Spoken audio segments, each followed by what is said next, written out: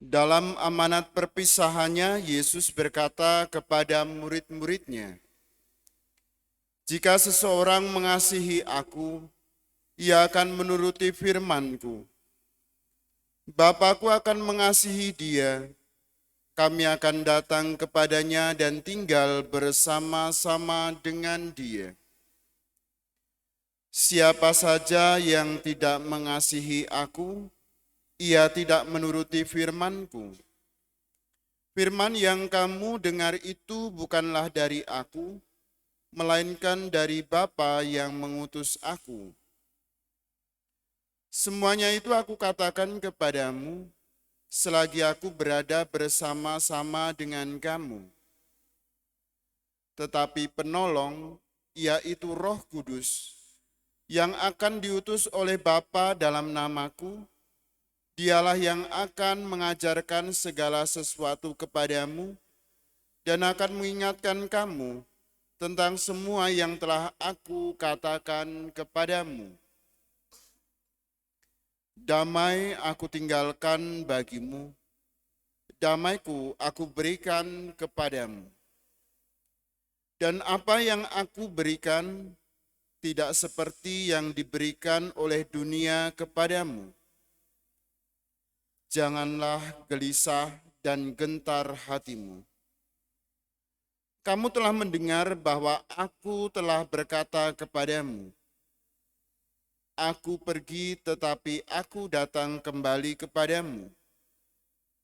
Sekiranya kamu mengasihi aku, kamu tentu akan bersukacita karena aku pergi kepada Bapa-Ku, sebab Bapa lebih besar daripada aku. Sekarang juga aku mengatakannya kepadamu sebelum hal itu terjadi, supaya apabila hal itu terjadi, kamu percaya. Demikianlah Injil Tuhan.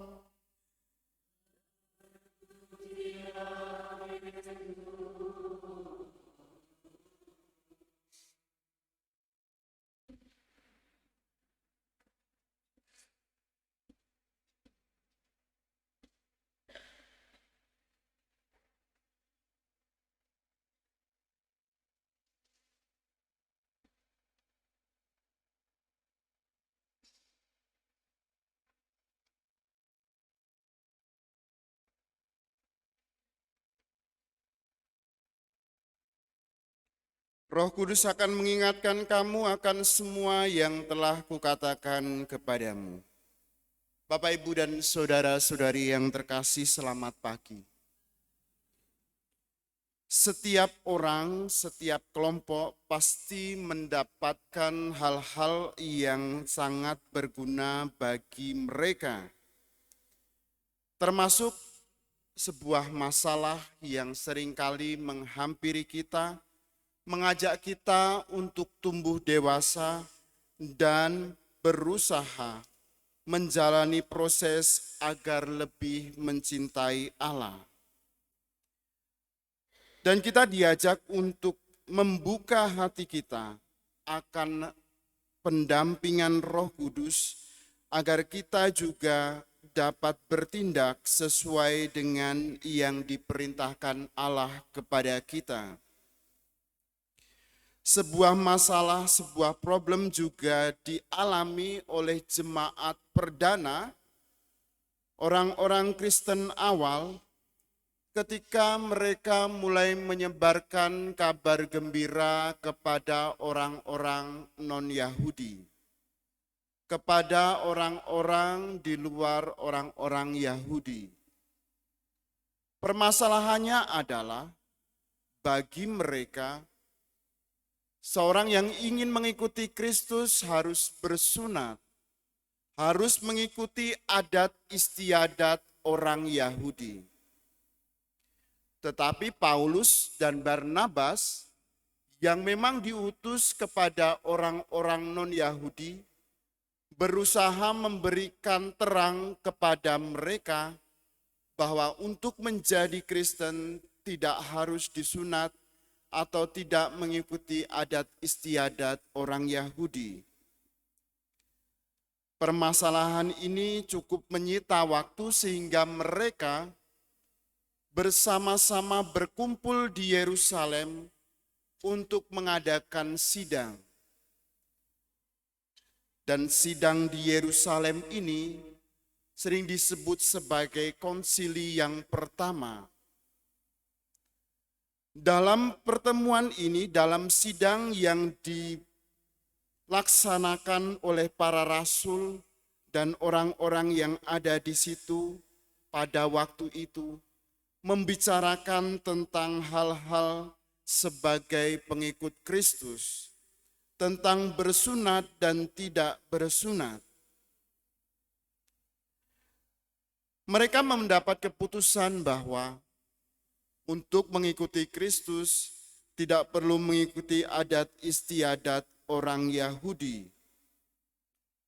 Orang tak bersunat pun dapat menjadi Kristen, dapat menjadi pengikut Kristus.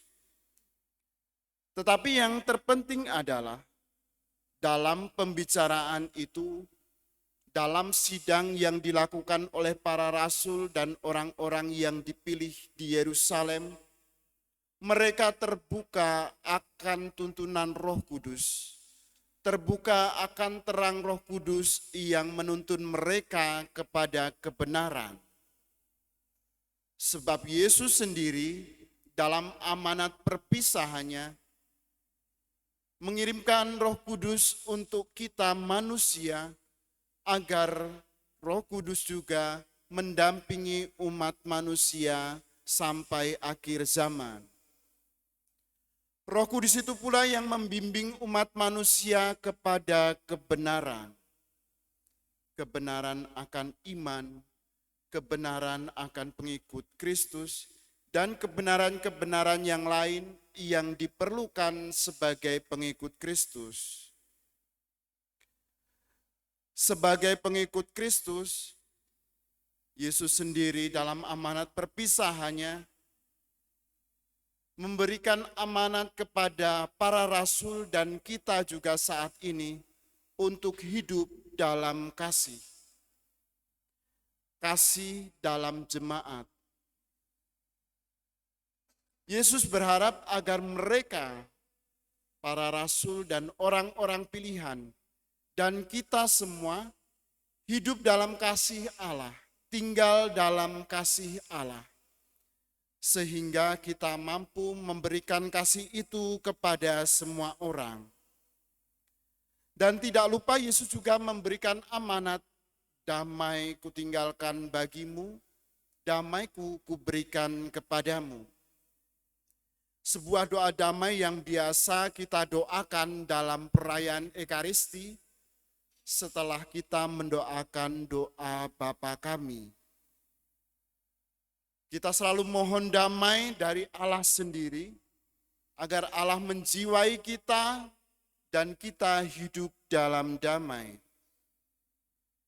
Kedamaian itu menuntun kita kepada hidup bersatu dengan yang lain, hidup rukun dengan yang lain, hidup memberikan diri untuk yang lain. Saudara-saudari yang terkasih, lewat bacaan-bacaan hari ini, kita diajak untuk merenungkan diri kita, untuk bertanya dalam hati kita, apa tindakan kita ketika kita mendapatkan sebuah masalah. Sungguhkah kita berani datang kepada Allah, membuka hati kita akan Roh Kudus yang menuntun kita kepada kebenaran, atau hanya keegoisan kita yang kita tampakkan untuk menghadapi sebuah masalah? Tentu saja kita diajak untuk terus membuka hati kita akan tuntunan Roh Kudus yang menuntun kita kepada kebenaran. Semoga sabda Tuhan ini mengantar kita ke hidup yang kekal.